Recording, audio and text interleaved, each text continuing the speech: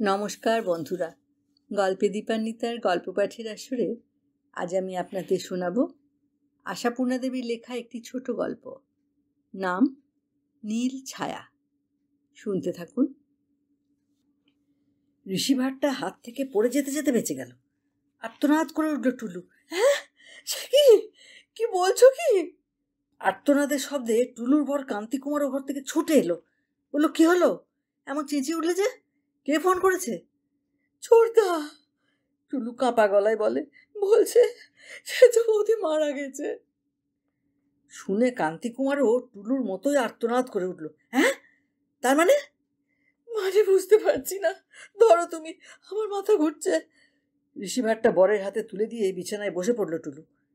কান্তি কুমারের একতরফা কথা থেকেই যেটুকু বুঝতে পারা যায়, যাক, এক্ষুনি তো ছুটতে হবেই, পৌঁছতে হবেই অকুস্থলে। শুধু যাওয়ার আগে একবার জেনে নেওয়া এমন আকস্মিক দুর্ঘটনার কারণ কি। কান্তি কুমার বলে চলেছে। কি বললে? এইমাত্র ডাক্তার ডাকবার সময় পর্যন্ত পাওয়া যায়নি? কি আশ্চর্য! অমন শরীর! গত রাত্রেও যথারীতি খেয়েছেন, শুয়েছেন?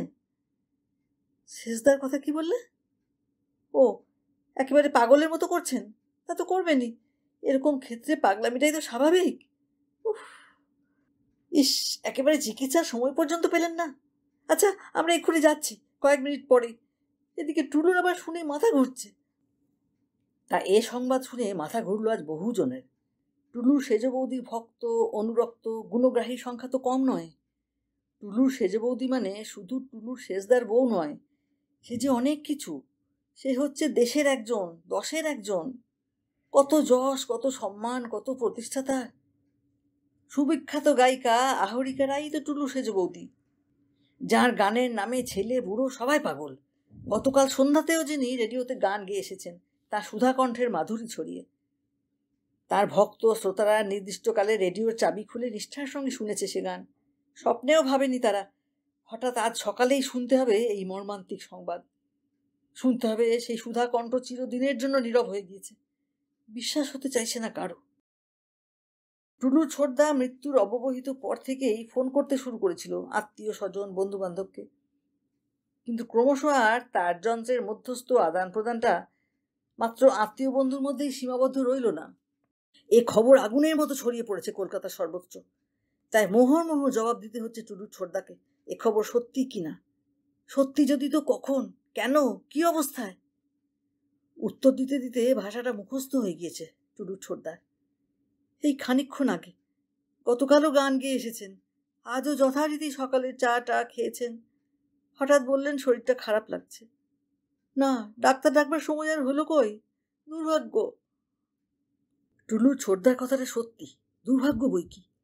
না হলে রায়বাড়ির সামনের ওই সরু রাস্তাটা ওই রকম বড় বড় গাড়িতে ভরে যায়? এই এত এত গাড়ি, সব কিছু আর টুলুর ছোটদাদের আত্মীয়বর্গের নয়। এসব টুলুর সেজ বৌদির ভক্তজনের। কেউ শুধু একবার শেষ দেখা দেখতে এসেছে, কেউ বা এসেছে সদ্য মৃতাকে মাল্যদান করতে। টুলুর শেষদা প্রথমটা পাগলের মতোই হয়ে উঠেছিলেন। এখনও চোখে মুখে, চোয়ালের রেখায়, অবিন্যস্ত চুলে উদ্ভ্রান্তের ভাব স্পষ্ট। তবু নিজেকে সামলে নিয়েছেন ভদ্রলোক, সামলে নিতে হয়েছে। আগন্তুকদের সঙ্গে ভদ্রতা রক্ষা করতে হবে তো। তাই ভিতরে ভিতরে ধৈর্যচ্যুতি ঘটলেও শান্ত, মার্জিত, নরম গলায় বলতে হচ্ছে তাকে, ঈশ্বরের বিধান, মাথা হেঁট করে মেনে নিতেই হবে, উপায় কি। আপনাদের ক্ষতির কাছে আমার ক্ষতিটা যেন ছোট হয়ে আসছে। ভিতর বাড়িতে মেয়ে মহল আছড়াচ্ছে তখনও। সেজে বউ নেই এ যেন কেউ চোখে দেখেও বিশ্বাস করতে পারছে না। এবাড়ির মধ্যমণি হচ্ছে সেজ বউ, রূপে গুণে আলো করা, মধুর স্বভাব, হাসি খুশি, চঞ্চল, উজ্জ্বল। তার গুণ বর্ণনা করে করে ফুরোতে পারছে না এরা। এর সঙ্গে ভাবনা শেষদাকে নিয়ে। এরপর শেষদাকে কি আর বাঁচানো যাবে? সেজ বৌদিহারা শেষদা, এ যে ভাবাই যাচ্ছে না। বউ হেঁটে গেলে তার বুকে বাজে, বউ হাসলে তার মুখে আলো জ্বলে, বউ একটু গম্ভীর হলে তার চোখে ত্রিভুবন অন্ধকার। বউয়ের এই গান গান বাতিকে কতটুকুই বা পেতেন তিনি বউকে। নিত্যদিনই এখানে সেখানে জলসা, বিচিত্রানুষ্ঠান, তবু তাতেই ধন্য, তাতেই মুগ্ধ তিনি। তবু তো, টুলুর বড়দি বলছিলেন গলা নামিয়ে, তবু দেখ, স্বামী স্ত্রী সম্বন্ধটা তো আর অনেক দিন থেকেই নেই, দুজনে দু ঘরে। আমাদের বরং একটু অসহ্য লাগতো, কিন্তু শিশিরকে এজন্য একটি দিন ক্ষুণ্ণ হতে দেখিনি। টুলুর মামাতো বোনেরা যারা কালে ভদ্রে এ বাড়িতে আসে তারা চমকে উঠে উদ্গ্রীব হয়ে বলে, সে কি, কেন? টুলুর বড়দি আরও গলা নামালেন, শুনেছি সেজ বউয়ের গানের গুরুর নির্দেশ, ব্রহ্মচর্য না করলে। কেউ অস্ফুটে বলল, বাবা। কেউ স্ফুটতর করে বলল, শিশিরদাকে ধন্য বলতে হবে, মেনে নিয়েছিল এ কথা। টুলুর বড়দি চোখ গোল করে বলে উঠেছিলেন, ও বাবা, তা আবার নেবে না? বউয়ের গানের উন্নতি করেই তো। টুলু থামিয়ে দিল, ও কথা যাক বড়দি, তুমি বরং ও ঘরে যাও, সেজ বৌদিকে সাজিয়ে দাওগে। আমি পারবো না টুলু। বড়দি কেঁদে ওঠেন, বিয়ের কনেটিকে এনে বউ সাজিয়ে বসিয়েছিলাম আমি, আবার শেষ সাজ সাজাবো? তোরা যা। বললেন, তবু উঠেও গেলেন। জানেন তিনি না গেলে ঠিকমতো হবেও না। এ কাজ তাঁর একচিটে। আত্মীয় কুলের যেখানে যখন এই দুর্ঘটনা ঘটে তিনি এ ভার নেন। শোকে মুহ্যমান হয়ে আছে বাড়ির নিচের তলায় পুরুষ আত্মীয়ের দলও। ক্রমশ বহিরাগতরা বিদায় নিয়েছে, এখন শুধু নিকট আত্মীয়রা। বাড়ির দু একজন ভাগ্নে আর জামাই গিয়েছে ফুল, মালা আর পালিশ করা খাট আনতে। আরও কেউ কেউ এখানে সেখানে, আর সবাই শান্ত, স্তব্ধ, শোকাহত। এই সময় ডাক্তার এলেন। না, চিকিৎসা করতে নয়, সার্টিফিকেট দিতে। দেহটা পুড়িয়ে ছাই করতেও ছাড়পত্র চাইছে। মরে গিয়েও পার আছে নাকি আইনের হাত থেকে? তার বোধহীন, অনুভূতিহীন, অসাড় দেহটার উপরেও আইনের অধিকার, তাই মরবার পরেও চিকিৎসক। ডাক্তার টুলুর শেষদার বন্ধু, বলতে গেলে এ বাড়ির পরিজনেরই একজন। প্রথমে আসতে চাননি। শিশিরের টেলিফোনে অনেক ডাকাডাকিতে এসেছেন শোকার্ত বিবর্ণ মূর্তিতে। এসে দাঁড়াতেই এরা উঠে দাঁড়ালো। ডাক্তার ম্লান কণ্ঠে বললেন, শিশির কই? শিশিরের বড় ভাইপো করুণ কণ্ঠে বলল, সেজ কাকিমার গানে সেই ছোট্ট ঘরটায়। সকাল থেকে ক্রমাগত বাইরের লোকের সঙ্গে কথা বলতে বলতে খুব টায়ার্ড হয়ে পড়েছেন তো। ডাক্তার অস্ফুটে কি একটা বলে ধীরে ধীরে উঠে গেলেন সিঁড়ি দিয়ে। পরিচিত ঘরবাড়ি, অবারিত দ্বার। উঠে এসে একবার মৃতার ঘরের মধ্যে গিয়ে দাঁড়ালেন। নীল ছায়াচ্ছন্ন সুন্দরী শুয়ে আছে এখনও নিজের খাট বিছানায়। টুলুর বড়দি সাজানো পর্ব তখন সবে মিটেছে। নতুন শাড়ি আর সিঁদুর চন্দনের চাকচিক্যেও নীল আভাটা কি ঢাকা পড়েনি? নইলে ডাক্তার আমার শিউরে স্তব্ধ হয়ে গেলেন কেন? টুলুর বড়দি ডুকরে উঠলেন, ডাক্তার, এ কি হলো ভাই? ডাক্তার নীরবে একবার কপালে হাত ঠেকিয়ে বারান্দায় ও কোণে সেই ছোট্ট ঘরটাই এসে ঢুকলেন। সেজবউয়ের সেই গানের ঘরে। একটা টেবিলের ধারে বসে রয়েছে শিশির। ডাক্তার ঘরে ঢুকেই দরজাটা ভেজিয়ে দিয়ে তার কাঁধটা ধরে ঝাঁকুনি দিয়ে চাপা গর্জনে বলে উঠলেন, কি করেছো কি তুমি, শয়তান পশু?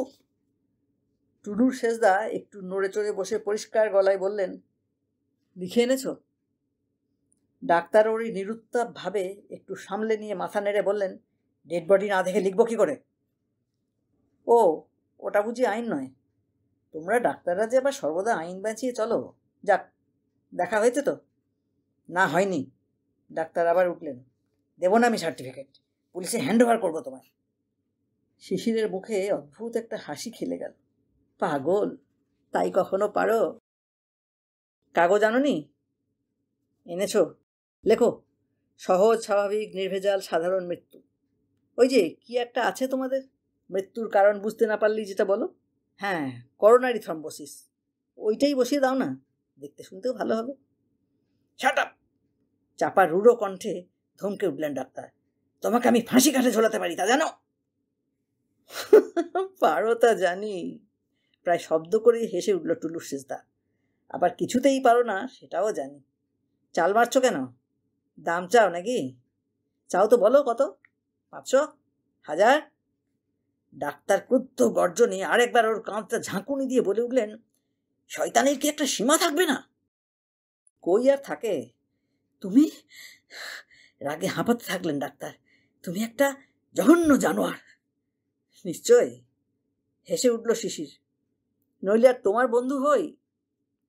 নেবে না টাকা তাহলে? নিলেও পারতে। কিন্তু ডাক্তার, তুমি ডাক্তার হয়েও এই সায়েন্সের যুগে এমন কেয়ারলেস না হলেও পারতে। ডাক্তারের মুখটা হঠাৎ ভয়ানকভাবে ঝুলে পড়ল। রুদ্ধ কণ্ঠে বলে উঠলেন, এ কথার মানে কি বলতে চাইছো তুমি? কিছু না ব্রাদার, কিছু না। পত্নী বিয়োগে মাথা খারাপ হয়ে গিয়ে দু একটা ভুল বকছি, কিন্তু ও নিয়ে মন খারাপ করে আর দেরি করো না। কে বলতে পারে কোথাও কোনো শত্রু বসে আছে কিনা, এখনই হয়তো পুলিশে খবর দিয়ে বসবে। ডাক্তার হঠাৎ সমস্ত উদ্ধত ভাব ছেড়ে বসে পড়লেন। ধরা গলায় বললেন, সত্যি কথা বলো শিশির, আত্মহত্যা না খুন? পাগল! টুলুর শেষদা আরেকবার হেসে উঠলেন। তাই কখনো বলি, আমি চিরজীবন একটা প্রশ্নের ছুরিতে ক্ষতবিক্ষত হতে থাকি, আর তুমি সব প্রশ্নের উত্তর পেয়ে গিয়ে নিশ্চিন্ত হবে? তাই কখনো হয়? মাথা হেঁট করে ধীরে ধীরে বেরিয়ে গেলেন ডাক্তার ঝোলা ঝোলা মুখে। আর সেই দিকে চেয়ে রইলেন সুবিখ্যাত গায়িকা আহরিকা রায়ের স্বামী শিশির রায়, অদ্ভুত কঠিন ব্যঙ্গ মিশ্রিত একটা তিক্ত হাসি ঠোঁটে নিয়ে। এ ব্যঙ্গ বুঝি শুধু ডাক্তার বন্ধুকেই নয়, ব্যঙ্গ সমাজকে, সভ্যতাকে, হয়তোবা নিজেকেও। আর পরলোকগতাকে? না, তার জন্য এখন আর ব্যঙ্গ নেই, বিদ্রুপ নেই, আগুন নেই, আছে এতটুকু একটু করুণা। এখন মনে হচ্ছে হয়তো এতটা না করলেও হতো, আরও মানিয়ে নিয়ে চলা যায় কিনা তার পরীক্ষা দিলেও হতো। তারই বা বেশি দোষ কি? কজন শিল্পী আর জীবন শিল্পী হয়?